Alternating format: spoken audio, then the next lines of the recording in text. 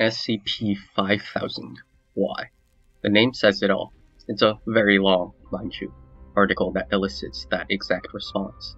And while you're here for SCP-5000 Simplified, I strongly urge you to read the article itself first, to preserve the sense of terror and mystery achieved by the first read-through. I'd like to say that this explanation is partially based off the declassified post on 5000 by u/Yossi, which I will link in the description. An excellent declassification, and moreover, has been confirmed by the author Tanhony to be the correct interpretation. A bit of context for this article. For every 1000 SCPs, the wiki holds a contest to determine who gets to hold the spot. The theme of this contest was mystery, and the article won in a landslide, with 596 upvotes. For reference, second place received 300. Shown on screen are some SCP articles that you might want to read before reading 5000, but I'll briefly summarize each one as they come into play, so there's no need if you don't want to. There will be 3 parts to this video. It's a complicated one, so we'll be making observations, putting it together, and making a conclusion. Cool? Cool. Let's get started.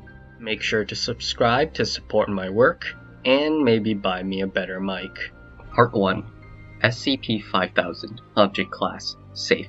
Special containment procedures are simple, to keep it in a deactivated state, and to preserve the files found on it. SCP-5000 itself is a non-functional mechanical suit, seemingly designed by the Foundation, that once had anomalous effects that protected the user and has file storage capabilities. It appeared in a flash of light in 579's containment chamber. SCP-579, data expunged, is a Keter class SCP, contained via electromagnets. Few Foundational personnel are aware of it. SCP-579 is extremely dangerous, but that's all we know about it. Everything from its origin, how we contained it initially, where it's contained, and what it is expunged. Moving on, there's a dead body inside the suit, which died due to blunt force trauma from a high fall. The body is genetically identical to Foundation staff member Pietro Wilson, although Nestic Therapy has confirmed that he doesn't know anything about the incident. Wilson is currently stationed at Exclusionary Site 6, or SCP-3936, working as intended. 3936 is a Foundation site immune to reality restructuring events. However, this isn't particularly relevant. Alright, now that we've gotten that out of the way, let's take a look at the files on 5000. The first journal entry has Pietro Wilson turning on 5000, starting the audio transcription sequence, and remarking that everyone else is dead. The second entry has Wilson stating that he's making his way to a Foundation safe house. He describes that 6 hours earlier, Mobile Task Force Zeta-19, designated as Lonely Only, entered the facility with proper identification and then began killing everyone. He says that if he didn't get to the suit, 5000, he would have died too. He speculates that they're insurgency infiltrators, but they didn't take anything, they just killed the people, which is uncharacteristic of the insurgency. Here we get a description of what 5000 does. It has a built-in perception filter, which doesn't prevent people from seeing you, but it does prevent them from recognizing the fact that they're seeing you. It's basically a mental invisibility cloak. Later, we learn that the suit prevents any need for the wearer to drink, so that's handy. Wilson finally reaches the safe house and finds this message. The Foundation sent this to every government, news organization, and anomalous agency on the planet. Take a read yourself. And with that, the Foundation began its assault on humanity. SCP-096, the Shy Guy, the nigh-indestructible anomaly that will kill anyone that sees its face. SCP-169, the Leviathan, is a sleeping arthropod-like creature in the southern Atlantic Ocean, between 2,000 kilometers and 8,000 kilometers long. SCP-662, the Butler's Handbook, is a silver bell that summons an anomalous butler named Mr. Deus that will do anything you ask of him. SCP-610, the Flesh That Hates, is a disease that causes people to transform into flesh monsters. SCP-682, the Hard to Destroy reptile, is a nigh-invincible intelligent reptile that wishes to kill all living creatures. The Global Occult Coalition is a UN-backed organization similar to the Foundation, with the primary goal of protecting humanity. The Church of the Broken God is a religious organization that worships Mekhe, the god of machines, order, and intelligence. Pictures of 096 are distributed on the internet, causing a mass chain reaction. Several nuclear charges are detonated along 169's back, causing it to stir slightly in its sleep, producing massive tsunamis. 662 is used to order Mr. Deus to assassinate major heads of state. Foundation agents carry samples of 610 into major population centers, such as New York and Delhi, infecting the civilians which the GOC and Church attempt to curb.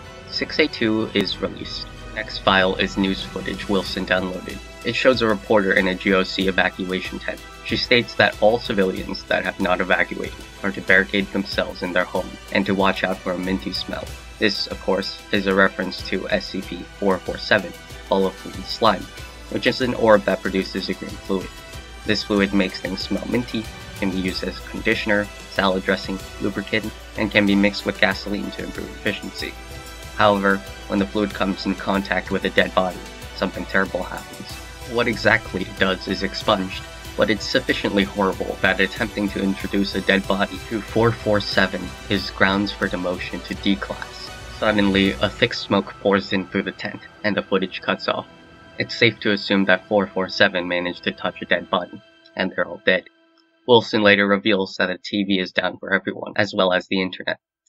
Wilson resolves to go to Foundation Site 19 for answers. Along the way, he notices some strange behavior. MTF Epsilon 6, designated Village Idiots, has their members lined up. One by one, the commander of the MTF stabs each agent in the shoulder, with none of them reacting except the 8th soldier. 8 screams, and all the soldiers start firing on 8. Here's our first observation that I will mark down. Foundation agents cannot feel pain. At one point, Wilson finds an old radio. Suddenly, Wilson gets a weird transmission on it. It's a bunch of gobbledygook, but it repeats the numbers 5, 7, and 9 over and over again. Sound familiar? It then ends with the phrase, "You're hatching." After the message finishes, he flips it over and realizes that the radio is broken. After a trek through the woods, Wilson reaches Site 19 and sees Foundation researcher casually talking about how to get maximum casualties, like it's just another day at work. Wilson says they're missing a spark in their eyes, like they're not human. There's our second observation. Wilson manages to access some files detailing what happened before the Foundation decided to end humanity. He reads the following. The O5 Council, the primary decision makers of the Foundation, started a project called NUMA, similar to Project Kaleidoscope. Kaleidoscope is a project mentioned in SCP-4156, Last Bastion, although it's not relevant at the moment. NUMA was intended to be a mass amnesticization project focused on the human psychosphere, or the collective human unconsciousness. The Ethics Committee is a secretive decision-making body of the Foundation, designed to have as much power, if not more power, than the O5 Council. Their job is to prevent unnecessarily unethical things from happening. The O5 and Ethics Committee take a vote on something secretly immediately following this. Whatever it was, they unanimously agree. Which is weird because the O5 and Ethics Committee can't ever seem to agree on anything. A series of instructions are sent out, and a mass wave of suicides begins. Thereafter, a few files are sent out, along with a single message, "Harden your hearts." Suicides stop. I'll mark this down as the third observation. Then the termination of human and human sympathetic anomalies begin. MTFs are sent out to kill other staff members, and the Foundation declares war on humanity. Wilson theorizes that the files disseminated are a memetic agent. He's not sure though. He then records more anomalies that the Foundation is using as weapons. SCP-1370 Pesterbot is a 1-meter tall robot that constantly makes claims of taking over the world and slaughtering all humans, but ultimately lacks the physical ability to do any real harm. SCP-1048 the Builder Bear is a teddy bear that makes violent copies of itself out of human flesh. SCP-1290, Imperfect Teleporter, are a set of teleporters on opposite ends of the Earth. However, 1290 is imperfect in that teleported objects retain their orientation and velocity relative to the axis of the Earth, so they are transported upside down and traveling east at 930 meters per second. SCP-1440, the Old Man from Nowhere, is an old man who will cause increasingly destructive events when near humans or human-made objects until all humans in the area have died. SCP-1678 on London is an anomalous copy of London located deep underground, designed to house survivors of an apocalyptic event. The TV returns temporarily, with the only broadcasts being 1370 making grandiose statements about world domination.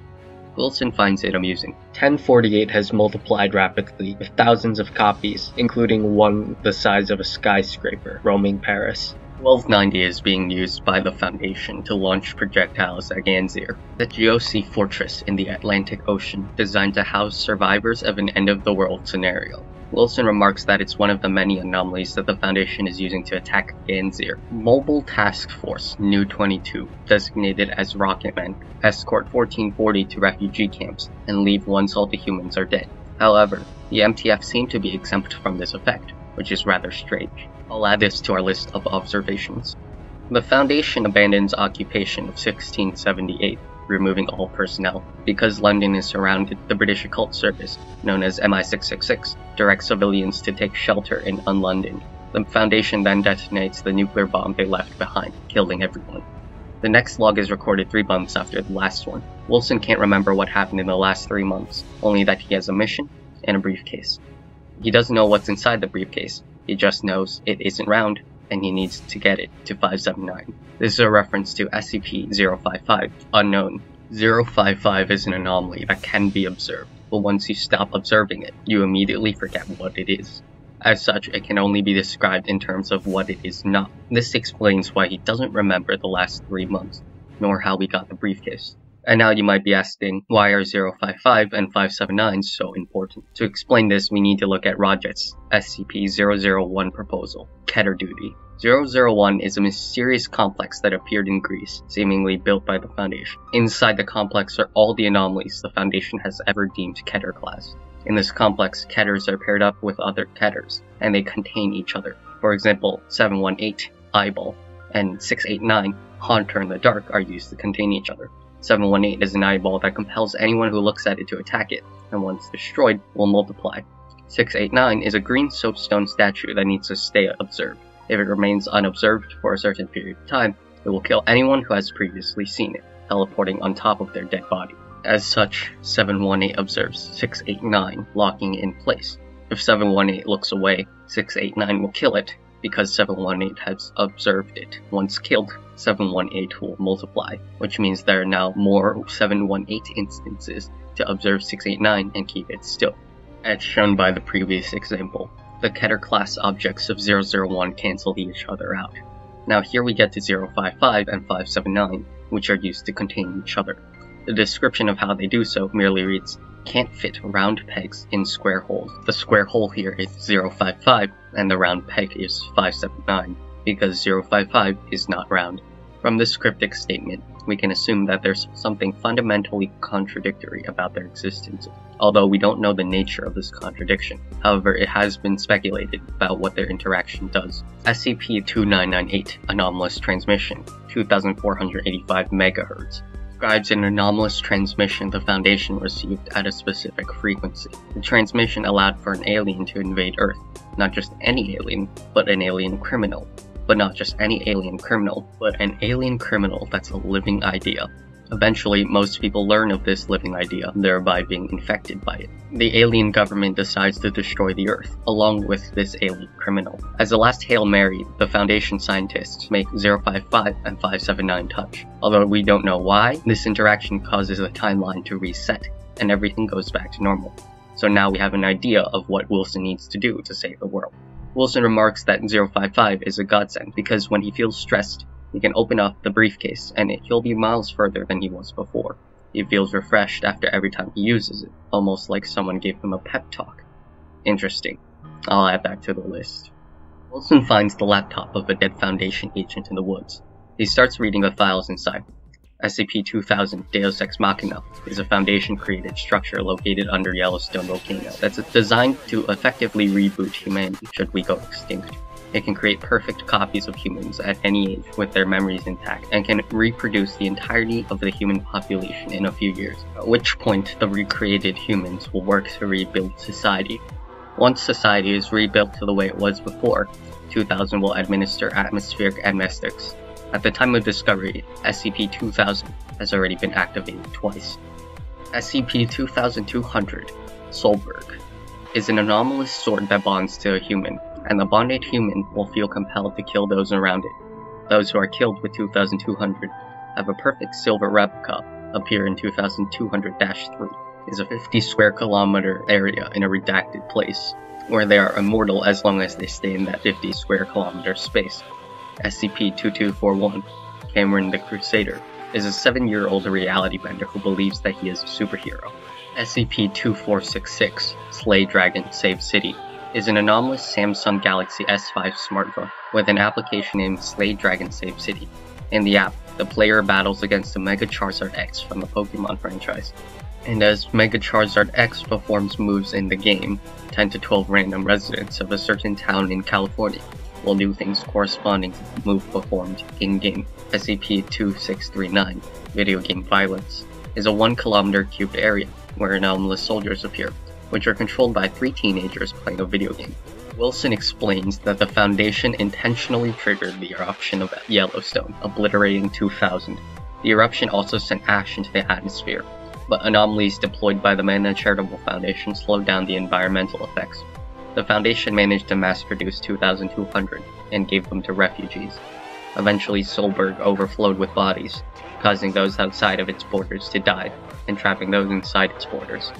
2241 was one of the few human anomalies spared, and was used to destroy large refugee camps with its telekinetic and teleportation powers. Now, 2241 is being used to siege Ganzir. 2466 was used to make the residents of a redacted town in California perform hostile acts, such as setting themselves on fire, mutilating their fingers to form makeshift claws, sleeping in trees, and performing synchronized dances and singing the Pokemon theme song. After the 4020th use of 2466, the app crashed, indicating that there were no more people alive in that Californian town. 2639 were told that they were playing a game that involved killing monsters, and were dispatched to kill refugee camps, but soon figured out what was really happening, after the 6th time, and refused to cooperate afterwards. Wilson sits around the fire with a couple of GOC soldiers, and manages to access one of their laptops. It's not good.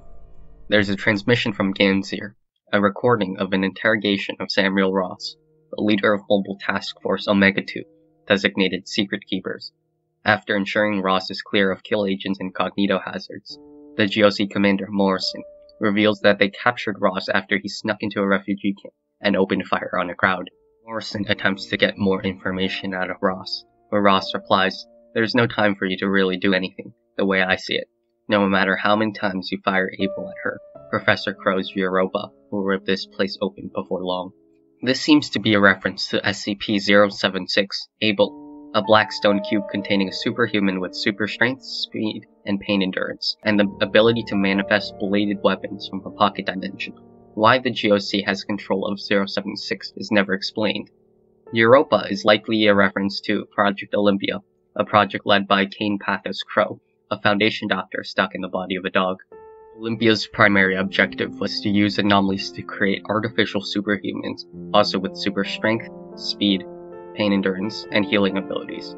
Of course, this information isn't really that important, and mainly serves as a fun reference. The real importance of this conversation can be found later. Morrison threatens to torture Ross, to which Ross laughs, and says once you realize you're not supposed to feel pain, there's nothing to be afraid of anymore. This confirms that Foundation members can't feel pain, but also adds that we're not supposed to feel pain. I'll add that to our list. Ross then goes on to remark how Morrison and Ross have actually previously worked together on a Foundation GOC joint mission. Ross says that he likes Morrison, and what the Foundation is doing is a mercy. Morrison asks him to explain, but Ross says, "No, you wouldn't want me to say." Morrison says, "I very much do," to which Ross replies, "I'm not talking to you." One more for the list. Ross says something inaudible, and Morrison can be heard screaming. Ross says, "We're so kind to you, you know. We fight in the light so that you can die in the dark." He pauses, and then says one word. Disgusting. Sound familiar? Wilson reports that soon thereafter, an emergency happened, and Ganzir fell. He says he thinks that the GOC may be done, and people are losing hope. SCP-3070, Cognito Hazardous Shitpost, is an anomalous internet meme that makes people die of laughter once they read it.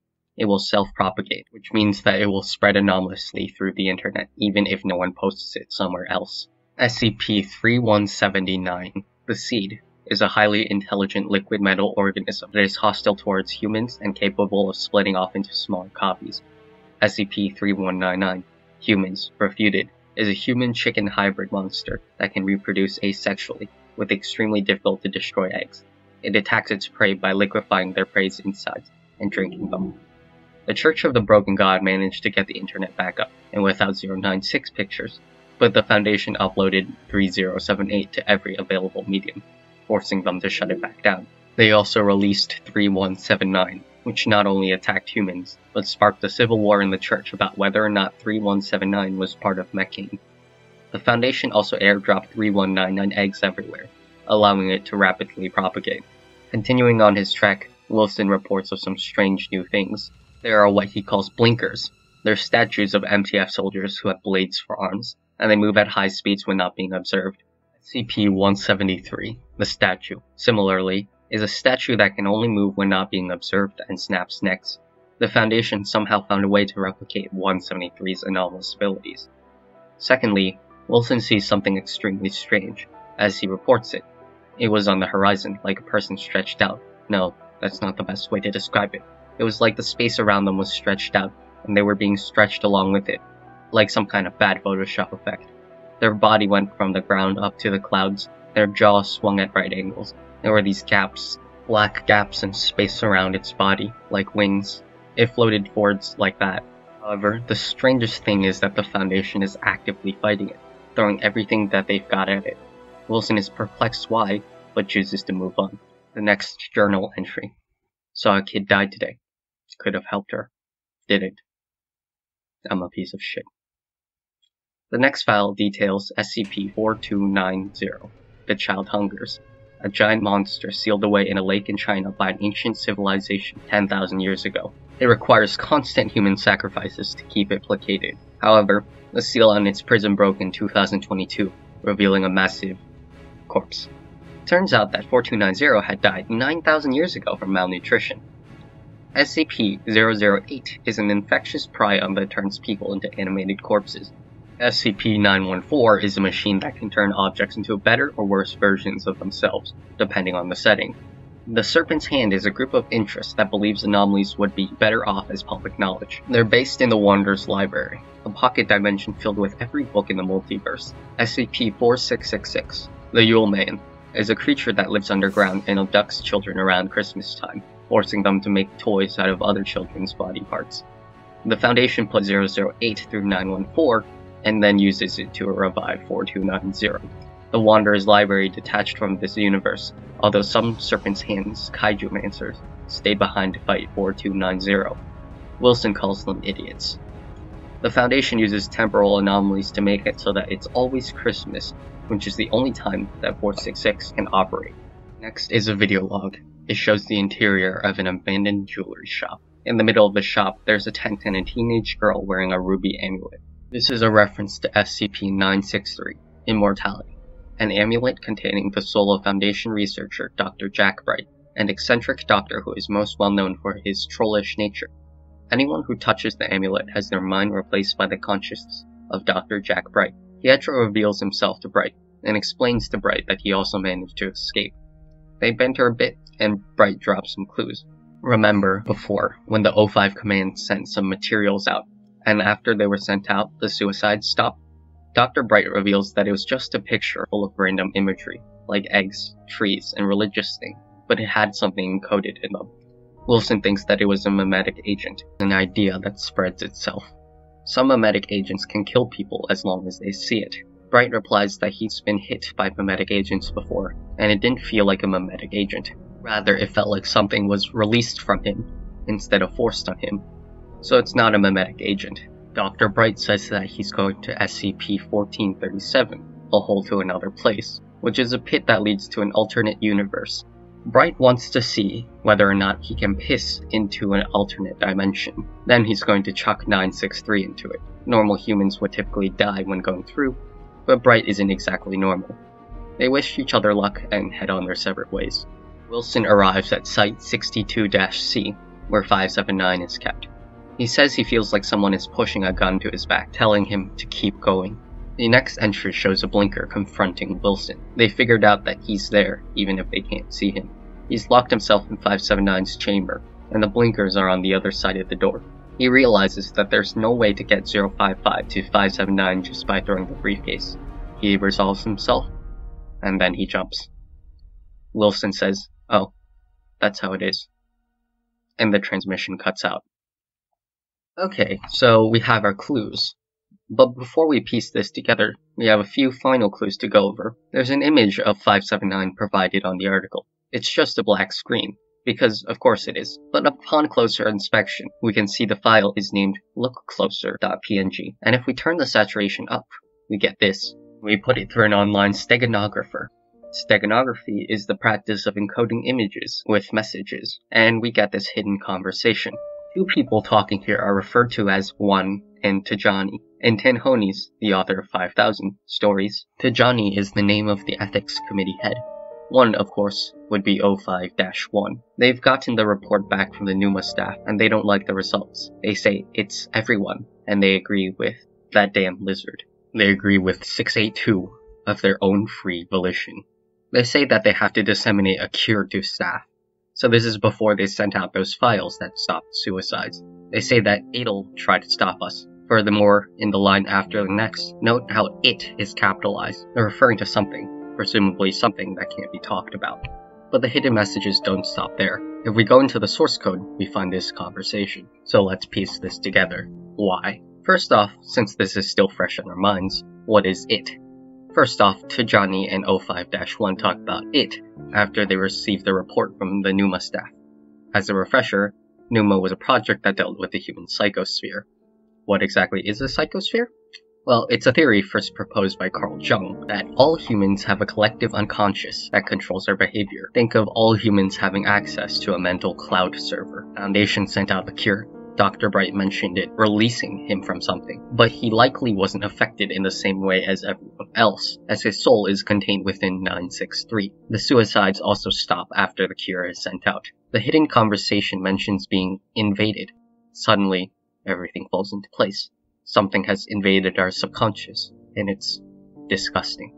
After he reaches Site 19, Wilson mentions that the Foundation personnel were casually talking about how to achieve maximum casualties, like it was just another day at work. He said that they were missing a spark of humanity in their eyes. MTF soldiers aren't affected by 1440, whose anomalous effects cause disasters until all humans around him have died. MTF soldiers can't feel pain, and Ross mentions that we aren't supposed to feel pain. So it's safe to assume that it is responsible for what makes us fundamentally human. Pain, and perhaps even empathy. The emotion we regard as the highest in humans, implanted in us by an invader. It's been in humanity since the dawn of time. Whatever Wilson saw the Foundation fighting on the horizon, it was the only time we see the Foundation fighting an anomaly in the article, so it's most likely the physical form of it, and it's most likely sentient as well. How do I know? Let's go back to the transmission Wilson received on the broken radio. Since it was broken, it was most likely it, talking directly to Wilson. The goddess eats the city in the sea. The city in the sea refers to Ganzir, and the goddess is presumably it. When Ross said something to Morrison, Ganzir fell shortly afterwards. Presumably, what Ross said was something that summoned it. 9. There's a hole in the floor with an answer waiting in it. The hole in the floor is 579. I am standing behind you now. 5. I am two of us standing behind you now. Remember, whenever Wilson was mentally exhausted, he would look at 055 and end up a mile further feeling refreshed, as if someone gave him a pep talk. And when in 579's chamber, he felt like someone was pressing a gun to his back to keep going. It was encouraging Wilson to go to 579 and reset the timeline. Why? What does it want? 7. Look, you're hatching. You're hatching. It is hatching. It's using humans as a sort of incubator, and the Foundation wants to stop it. In other words, we don't know what it wants, but the Ethics Committee and the O5 Council unanimously agree that being mauled by 4666, being devoured by 682, or having your insides liquefied by 3199 are all mercies in comparison to letting it have its way. And now, because Wilson reset the timeline, we march along oblivious to our doom. It wasn't genocide. It was euthanization. The Foundation losing was the bad end. The Foundation losing was the bad end. And that concludes SCP-5000.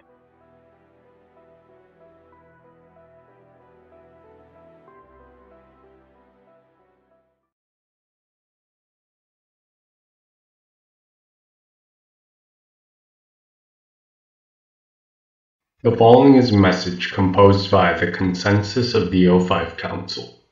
I come to make an announcement. Shadow the Hedgehog's a bitch-ass motherfucker. He pissed on my fucking wife. That's right. He took his hedgehog fucking quilly dick out and he pissed on my fucking wife and he said his dick was this big. And I said that's disgusting. So I'm making a call-out post on my Twitter.com. Shadow the Hedgehog, you got a small dick. It's the size of this walnut except way smaller. And guess what? Here's what my dong looks like. That's right, baby. All points, no quills, no pillows. Look at that, it looks like two balls in a bong. He fucked my wife, so guess what? I'm gonna fuck the earth. That's right, this is what you get. My super laser piss.